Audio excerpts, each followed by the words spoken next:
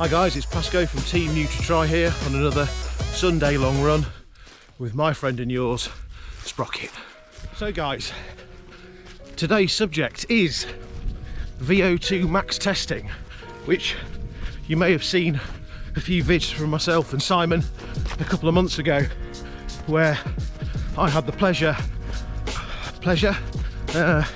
of doing a Vo2 Max test for cycling and running. I'm having to watch my step here. The farmer has ploughed up the field with one of my very few trails, so we don't want any bleepers, do we, Matthew Beer? So what is Vo2 Max Testing? Well, it's a number of things. I mean, by name, it's just going as hard as you can, taking some measurements, getting some data, but it's a bit more than that. The test also looks at where you are now with your fitness and your weight, which the two obviously go hand in hand. So it can be a bit of an eye-opener to where you thought you were. So if you fancy doing it, you've got to have a bit of thick skin. I went to see Gary at Sports Test, who's based in Pinklage in Staffordshire. I might pronounce that wrong. Not Staffordshire, that's easy. Gary's at the top of his game. He's done tests for elite athletes, Joe Bloggs, and we all know Joe Bloggs. So he's seen it all, done it all, and he doesn't beat around the bush, which as a northerner I quite like. I mean, it's quite expensive, and as a northerner I don't like that. But if you want to go forward in your training and you're serious, or you want to lose some weight and you want to know how, it's a fantastic thing. It really does give you the tools to be able to get where you want to go. Let me give you a rundown of the day. It takes several hours, so you've got to book a morning or an afternoon. Gary was very kind. Gary Palmer, I should say, was very kind and spent nearly a whole day with me, so I could do the test. Simon was there, our glorious leader, and we took a lot of notes, a few videos, pictures, which you would have seen already. If not, go back and have a look, just to understand what Gary was offering. And I'm pretty sure there's a cheeky Vo2 discount, so do bear that in mind. I arrived on the day slightly nervous. I wasn't sure what to expect, but Gary puts you at your ease straight away.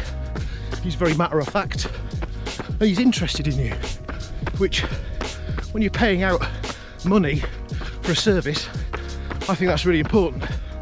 And he genuinely is interested because he likes to fix things, from what I gather.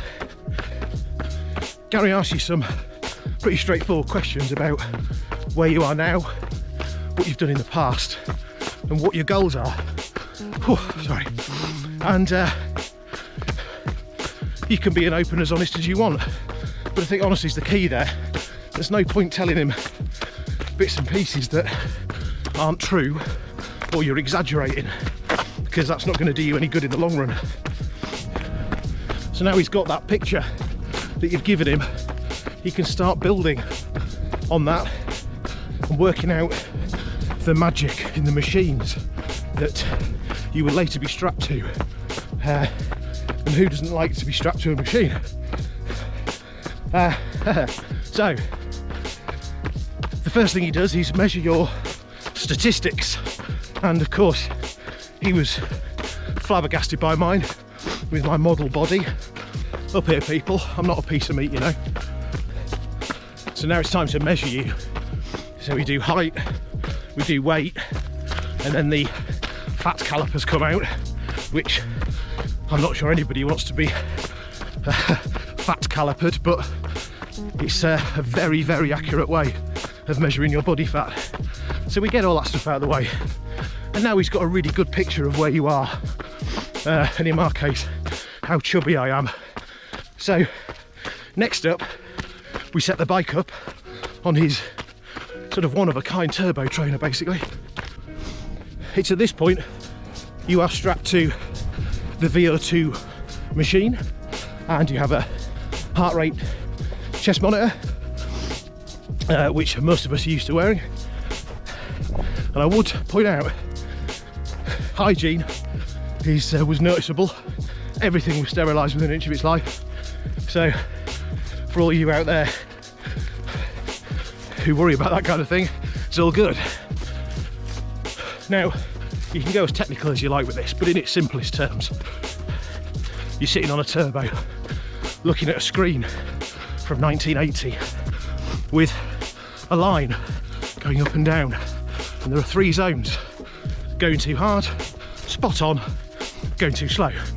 And your job, for as long as you can, as the resistance is going up and up on the turbo trainer, excuse me, is to keep in that middle line, and that is your job. And believe me, when you did it on your Atari in the 80s, that was dead easy. Man, is this tough. And Gary will push you and push you and push you until, well, I was on the verge of feeling quite unwell. But that's the point, to find your max, measuring carbon dioxide and oxygen, and in turn fat burning. And then what you get from that are zones. Now, those are the critical part for me, and that is the bit I was after. Now, before I go on to zones, because Gary's a top fella, he gave me like 20 minutes rest and a complimentary bottle of water and a protein shake, which after that challenge, was one of the best chocolatey based beverages I've ever had. And we chatted through, in its sort of basicness, that's probably not a word, but we chatted through where Gary thought I was on the bike right now. And bearing in mind I'd ridden a bike about 3 times last year, it wasn't too bad. I was really pleased with what he was saying, and thought, you know what, if I put my mind to it and lost 15 stone, I could probably be elite. Anyway, after this 20-minute stroke 30-second break, it was time to get on the treadmill. Exactly the same. Chest heart rate monitor, Vo2 mask, which, if you imagine Top Gun, right? Imagine I'm Tom Cruise, yeah? And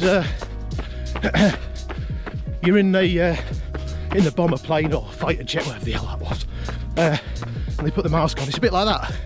Tubes, various bits and pieces coming off it, which you would think would make it difficult to breathe, but actually there's no resistance at all.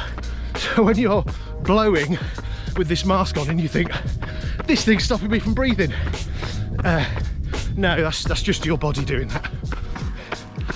So I'm on the treadmill, feeling like Tom Cruise, you know, really short, funny teeth, not in the middle, and got my mask on, chest strap on, feeling apprehensive again. But Gary is very safety conscious with the treadmill. You know, there's always a plan, because you really are winding it up to as fast as you can go. So he goes through that in great detail, and that's reassuring, because I'm not the most coordinated man in the world, apart from with clothing, obviously. So we go through all that. We start off very slowly, warming up, and then it's time to start getting the pace up, as opposed to resistance on the bike. And yeah, he beasts the hell out of you again. And I don't think there was a second free protein drink. So we've got through all the hard work, and now it's time for the home truths, if you like. Gary produces some graphs, one from your cycling, one from your running, and again in the simplest form. So what you've got are some lines on the graph, basically, but the lines are very important because they're showing you your heart rate, your VO2 information, and where these lines are apart and together and then cross over, are basically telling you where your zones are. And I mentioned zones earlier and how important they were, because they really are. So most of us kind of have a rough idea what they are. So they are, you know, zone 1 up to, some say 5, some say 7, some say 11. I mean, you know, unless you're an elite athlete, I think we can stick with a 5 or 7. Otherwise it just gets too complicated. But I work on the zones on my Garmin, on my wrist and on the bike. So what these lines are telling us are, there's a certain time in zones 1 and 2 where you're in the perfect fat burning zone, and it's when the lines are at their maximum apart. And as soon as the lines cross, that's the nothing zone, sort of zone 3. I think people refer to it as tempo, where you're not doing one or the other. Something to do with glycemic, it's very technical. It's where you're not burning fat or carbohydrate. Well, you are, but not the majority of one rather than the other. So if your goal is to lose weight, you want to be down the zone 1 or 2 end. Or if you're doing ultra running or marathon running, anything long distance on the bike, those are the zones you want to be in. Now, as soon as you go past zone 3 into 4 and 5, that's where you start going up to your Vo2 Max, and you can use those zones cleverly for short sprint stuff, and it all helps for overall fitness, speed, all that kind of stuff. And again, you might be able to tell from my technical language, I'm not an expert on this, but Gary does make it pretty clear when you're having your test. Of course, the outcome of all this is I now have, and Gary was very kind enough to do this, set up zones on my watch and my bike computer so I can work at the perfect heart rate. And there's a bit of to and fro about heart rate and whether it should be done on perceived exertion, because there's so many outside factors. But at the end of the day, for me, I was unconvinced until I spoke to Gary, and actually I've noticed a real difference, because what Gary did was deconstruct everything I knew about where I was training, which I just wish I'd done this 3 or 4 years ago, because I have been training at completely the wrong speeds for the events that I want to do. I've been running too fast. I've been cycling too hard. I don't know if I've mentioned, but I've got a running coach. Yeah, and my running coach is called Gary as well. He very much works on perceived exertion, or RPE. So what I've been able to do is when Gary says, well, easy run, moderate run, tempo run, you know, hard run, I can now convert what data I've got into those sessions.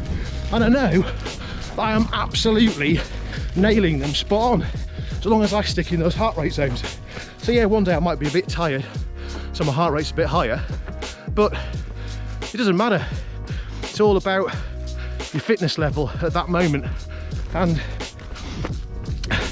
where you want to go in the future. And I'll tell you, it's been a revelation. What it has made me do is slow right down. On long runs, I am running 1.5 minutes slower per kilometre than I was before. But what that is doing is retraining my heart, so I can now run at that speed for so much longer before I bonk. And if you don't know what bonking is, your mother and father should have told you. So what you've got to bear in mind is I'm talking about slowing down, doing everything with a much lower heart rate, and then naturally building that back up so I become faster. But that's based on my goals. And we've got a ditch to jump here, people. Do you want to stay with me? Matthew Beer, bloopers. Here we go. There we go. that was probably 30 feet across. Anyway, what was I saying? So yeah, this is all based on my goals, which is at the moment ultra running. So it's all about long and slow, low heart rate. Because basically, Gary asked me a question saying, what do I want to achieve? And I want to run a long running race and cycling race and not bonk after halfway and then have to walk and then just feel totally depressed about the whole thing.